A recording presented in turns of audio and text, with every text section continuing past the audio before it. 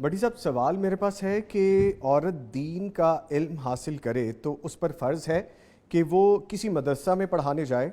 اگر شوہر پڑھانے کی اجازت نہ دے تو کیا اس کی یہ بات ماننا لازم ہوگا؟ اس میں عورت کے لیے جو سب سے اہم چیز ہے وہ ہے خاوند کی فرما برداری. جی. علم اس نے حاصل کیا ہے تو اس پر خود عمل کرے، اپنے بچوں کو اس پر عمل کرائے، تربیت کرے ان کی. اپنے گھریلو مصروفیات کو دیکھتے ہوئے، خاوند کی خدمت کو دیکھتے ہوئے اگر اس کے پاس وقت بچتا ہے، اپنے ہمسایوں کو بچے لے لے، رشتہ داروں کے بچے لے لے، قریبی جو میسر ہوں ان کو پڑھائے. اور خاص طور پر کسی مدرسے میں گھر سے باہر جانا، اس کے لیے اس کو خاوند کی اجازت کی ضرورت ہوگی. ٹھیک ہے. اور اگر گھر کے اندر اس کے پاس وقت موجود ہے تو میرا خیال خاوند کو بھی نہیں روکنا چاہیے کہ اس نے جو پڑھا ہے اس کی بہرحال ایک ذمہ داری ہے. اللہ کے نبی صلی اللہ علیہ وسلم فرماتے ہیں کہ قیامت والے دن لا تزول قدم ابن آدم من عند ربہ حتی یسأل عن خمس.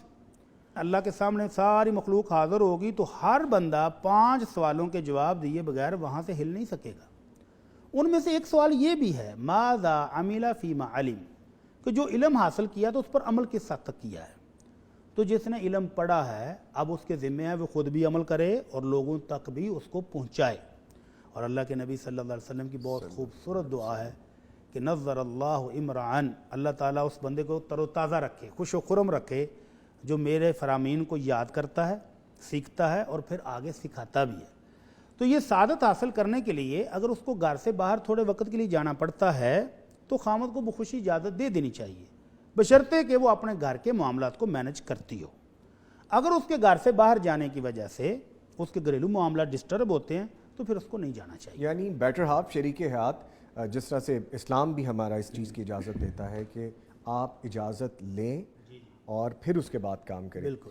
سر اس میں ایک چیز اور میں ایڈ کرنا چاہوں گا. اگر ہم دین کی تعلیم کی بات کر رہے تھے تو پھر تو یہ بات سمجھ میں آتی ہے.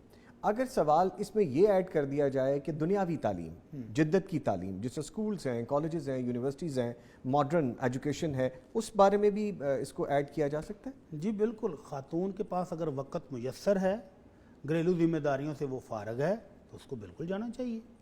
لیکن اگر اس کے گھریلو معاملات ڈسٹرب ہوتے ہیں اور خاوند کے پاس ایک ویلڈ پوائنٹ ہے کہ بچے ضائع ہو رہے ہیں، اور خاص طور پر یہ جو ٹرینڈ چلا ہے نا کہ بچوں کے لیے ایک آیا رکھ لی، وہ ان کو مار رہی ہے، ان کو پیٹ رہی ہے، ان کی تربیت کا ستیہ ناش کر رہی ہے، اور والدہ کہاں گئی ہوئی ہے؟ جاب کرنے.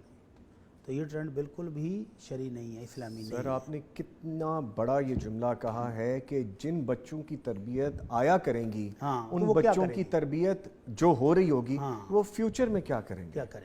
یعنی ماں کی گود تربیت نہ کریں، ماں کی شفقت سے محروم، جی، ماں کی تربیت سے محروم، تو ایسے پلنے والے بچے بہت برے بچے ثابت ہوں گے. معاشرہ بھرا. تو ماں کو چاہیے کہ ان کو وقت دے، اپنے گھر کو وقت دے. سب سے پہلی ذمہ داری یہ بچے اور یہ گھر ہیں. اور اللہ کے نبی صلی اللہ علیہ وسلم کا فرمان ہے کہ ہر شخص ذمہ دار ہے اور اس سے اس کی ذمہ داری کے بارے میں سوال ہوگا قیامت والے دن. اور عورت اپنے خاوند کے گھر، اس کے مال اور اس کے بچوں کی ذمہ دار ہے، اس کی عزت کی، اس کی عزت کی. تو یہ چیزیں ان سے پوچھی جائیں گی کہ تم نے خاوند کی عزت، اس کے بچوں، اس کے گھر، اس کے مال کی حفاظت کی یا ضائع کیا. تو اگر وہ جاب کے نشے میں ان بچوں کو ضائع کرتی ہے، جتنے پیسے وہ کما کے لاتی ہے اس سے زیادہ وہ آیا کو دے رہے ہیں، گھر کے خادموں کو دے رہے ہیں، تو مال بھی گیا اور بچوں کی تربیت بھی گئی، اور پوری نسل ضائع گئی. بالکل. آن ٹاپ آف دس بچوں کا فیوچر، ان کی تربیت، ان کے آنے والا وقت، اور وہ بچے معاشرے میں کیا ان پٹ دیں گے. سر یہ بھی بڑی سوچ طلب بات ہے. ٹھیک ہے.